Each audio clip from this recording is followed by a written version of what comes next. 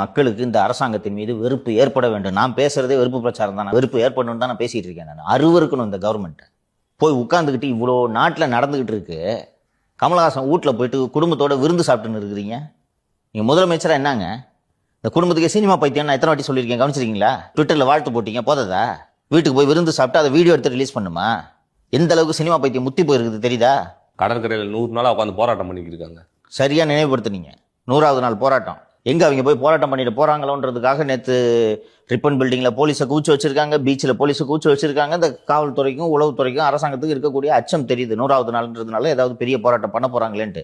உங்க தொழிலாளி ரோட்ல நின்றுட்டு இருக்கிறானே, உங்களுக்கு வெக்கமா இல்லை? நீ போய் கமலஹாசன் வீட்டுல விருந்து சாப்பிடுறீங்களே, என்ன சார் மனுஷன் நீங்க? போற வர பஸ் எல்லாம் செக் பண்ணிக்கிட்டாங்க சார். திருவண்ணாமலையில போலீஸ்காரங்க ரேப் பண்றாங்க. அது இனிமே போலீஸ்காரர்களால இப்படி அவமானம் நிகழக்கூடாதுன்னு நீங்க எடுத்த நடவடிக்கை என்ன? எந்த நடவடிக்கை எடுக்கல. நீங்க போலீஸ் டிபார்ட்மெண்ட் ஒரு அலங்கோலமான நிலையில் இருக்கிறது.